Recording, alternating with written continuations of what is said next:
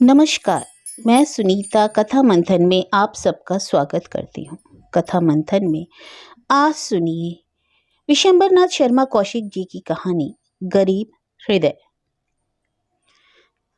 कौशिक जी की अन्य कहानियां आपको हमारी प्लेलिस्ट से मिल जाएंगी, लिंक आपको आई बटन में मिल जाएगा।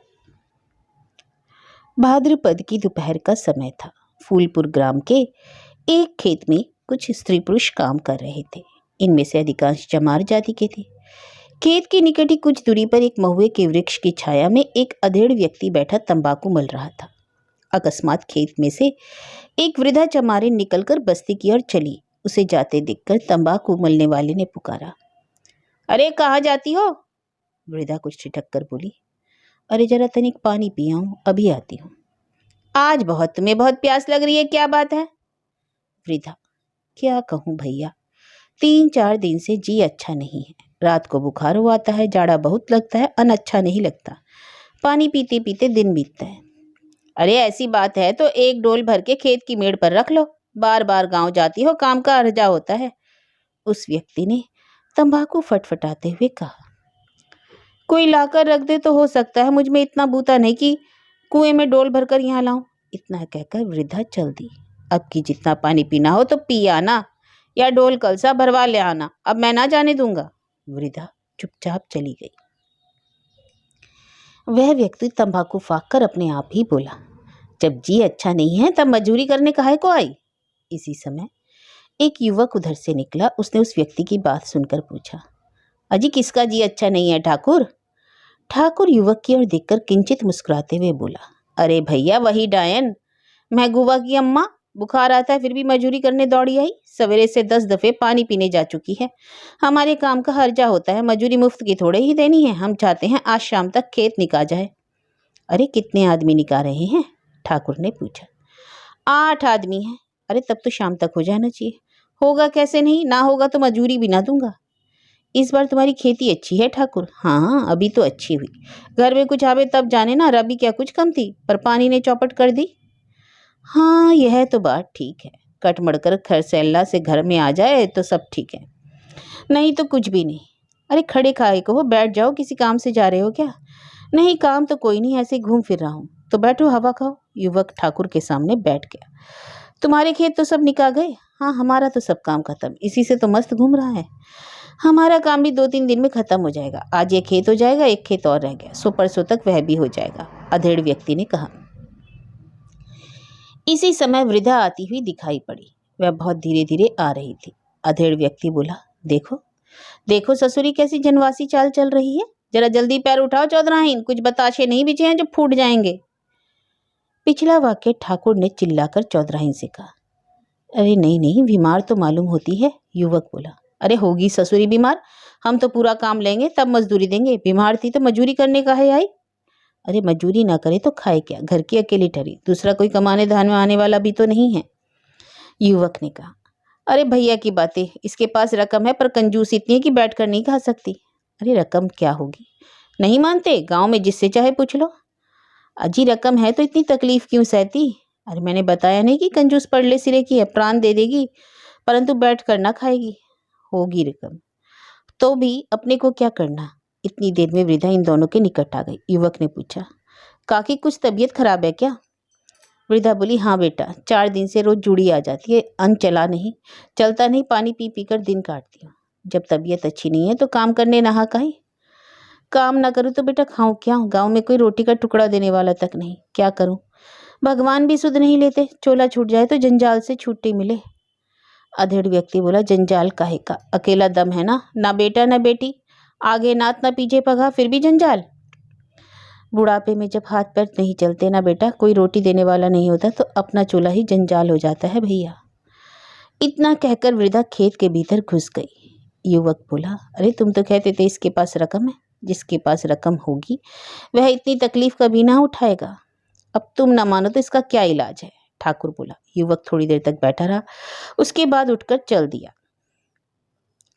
सूर्यास्त का समय था। वही युवक शौच से निर्वृत्त होने के लिए गांव के बाहर जा रहा था। सहसा उसके कानों में किसी के चित्कार का, रोने का शब्द आया। युवक ठिठक गया और कान लगाकर सुनने लगा। कुछ क्षणों तक सुनने पर अपने ही आप बोल उठा, अरे यह तो चौधराइन काकी की आवाज़ है। जान पड़ता है कि ठाकुर से कुछ झगड़ा हुआ। कहता हुआ युवक उसी ओर चला। खेत के सामने पहुंचकर उसने देखा कि वृद्धा चौधराइन भूमि पर बैठी चीत्कार कर रो रही है और सामने वही अधेड़ ठाकुर और 4-5 अन्य मजदूर खड़े हैं। पास पहुंचकर युवक ने पूछा, क्या हुआ काकी, काहे रोती हो? वृद्धा युवक को देखकर और उसका सहानुभूतिपूर्ण प्रश्न सुनकर और जोर से रोने लगी। युवक ने ठाकुर से पूछा, अरे क्या मामला है ठाकुर? ठाकुर कर्कश स्वर में बोला, अरे इसके कारण मेरा खेत आज रह गया। दिन भर यूं ही काटा, जरा भी काम नहीं किया। दोपहर को तुम्हारे सामने ही पानी पीकर कितनी देर आई थी। तुम तो उस समय मेरे ही पास बैठे थे ना। वृद्धा रोना बंद करके आत्र स्वर में बोली, बेटा मनोहर, मैंने दिन भर जी तोड़कर काम किया। ये सब देखने वाले हैं, इनसे पूछ लो। हाँ, 4-5 बेर पानी पीने जरूर गई थी। यहाँ पानी नहीं मिला तो गांव जाना पड़ा। यहाँ पानी का इंतजाम होता तो काहे को जाती। सो अब ठाकुर कहते कि मजूरी नहीं मिलेगी, खेत बाकी रह गया तो उसका दोष मेरे ऊपर धरते हो। खेत नहीं हुआ तो मैं क्या करूं? कुछ मैं अकेली तो थी नहीं, सब लोग भी तो थे। मैं तो यहाँ तक कहती हूँ कि पानी पीने में सब मिलाकर 1-2 घंटा लगा होगा। सो 2 घंटे में और काम कर दूंगी, पर खेत फिर भी नहीं होगा। मजूरी की मजूरी नहीं देते और ऊपर से 3-4 थप्पड़ मारे। भैया मैं अनाथ हूँ, इसलिए चाहे जो कोई मार ले पीट ले। जो आज मेरा कोई होता तो ठाकुर की मजाल थी जो हाथ लगा लेते। इतना कहकर वृद्धा ने पुनः रोना आरंभ किया। ठाकुर बोले, तेरा कोई होता तो क्या कर लेता ससुरी, फैल मचाती है। इतना कहकर ठाकुर ने एक थप्पड़ और मारा और पुनः दूसरा मारने को हाथ उठाया ही था कि मनोहर ने लपक कर ठाकुर का हाथ पकड़ लिया और कहा, बस ठाकुर बस, बहुत हुआ। बूढ़ी और बीमार औरत को मारते हो, बड़े शर्म की बात है। अरे यह बेचारी ठीक तो कहती है, आज इसके ऊपर कोई होता तो तुम इस प्रकार पीट सकते थे। ठाकुर ने बिगड़ कर कहा, तुम क्यों बीच में टिपिर टिपिर करते हो? तुमसे क्या मतलब? मतलब क्यों नहीं है? यह अनाथ है तो क्या मार डालोगे? ऐसा अंधेर, आखिर कुछ तो काम किया है। दिन भर में आधे दिन तो किया है, आधे ही दिन की मजदूरी दो। एक तो मजदूरी ना देते हो और ऊपर से मारते हो। अरे इसकी वजह से हमारा खेत रह गया, नहीं तो आज निक जाता। ऐसा नहीं हो सकता कि इसकी वजह से खेत रह गया। क्यों भाई, क्या कहते हो, इसकी वजह से खेत रह गया? एक मजदूर बोला, नहीं सो बात तो नहीं है। खेत तो आज हो ही नहीं सकता था। यह कितना काम करती, पूरा काम करती तो बिस्वा 2 बिस्वा और हो जाता, पर खेत तो अभी 4-5 बिस्वा रह गया। इतना काम यह अकेले नहीं कर सकती थी। अरे भैया हमने तो ठाकुर से बहुतेरे कहा, पर ठाकुर नहीं मानते। यही कहते हैं कि इसकी वजह से खेत रह गया। अब बताओ हम क्या करें? मनोहर, वाह ठाकुर साहब वाह, खूब न्याय किया। यह 2-4 दफे पानी पीने गई तो मजदूरी दाब लेने का बहाना मिल गया। उचित तो यह था कि यदि इसने कुछ काम कम भी किया था तो पूरी मजदूरी दे देते। गरीब है, अनाथा है, इसको यदि 2-4 पैसे फालतू भी दे दोगे तो कुछ गरीब तो नहीं हो जाओगे।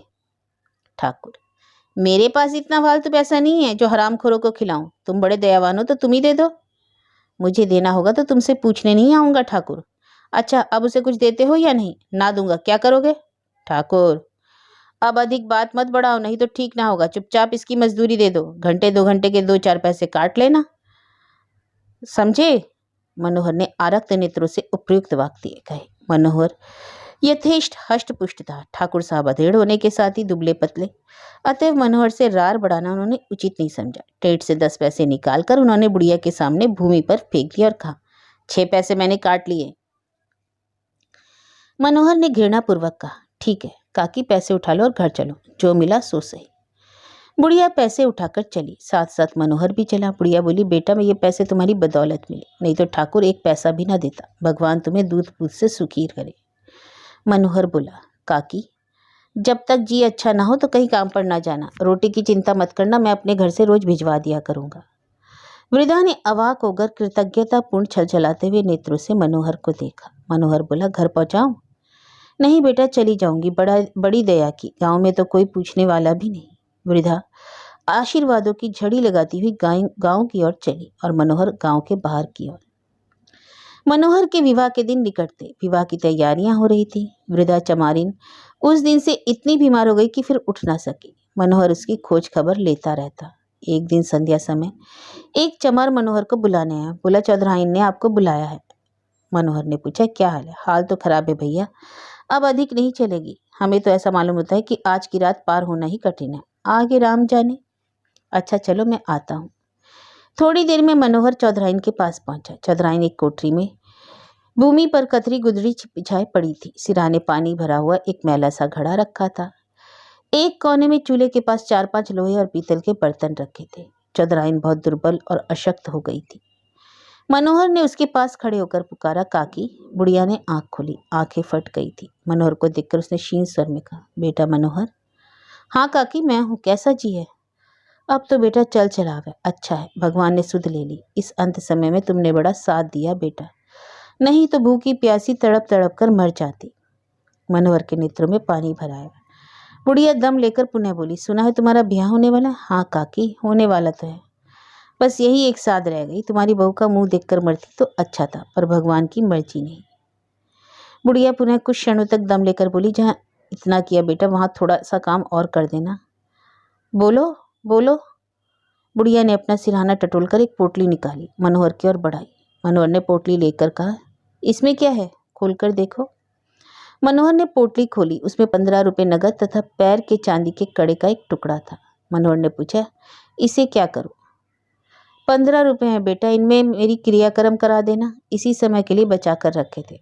और यह कड़े का टुकड़ा, इसे बेचकर अपनी बहू के पैरों का कोई गहना लेकर मेरी तरफ से मुंह दिखाई दे देना। साथ तो यही थी कि मैं अपने हाथों देती, पर जैसी भगवान की इच्छा। अरे इसकी क्या जरूरत है काकी, मैं यह सब तुम्हारे ही काम में लगा दूंगा। ऐसा ना करना बेटा, नहीं तो मेरी आत्मा दुखी होगी।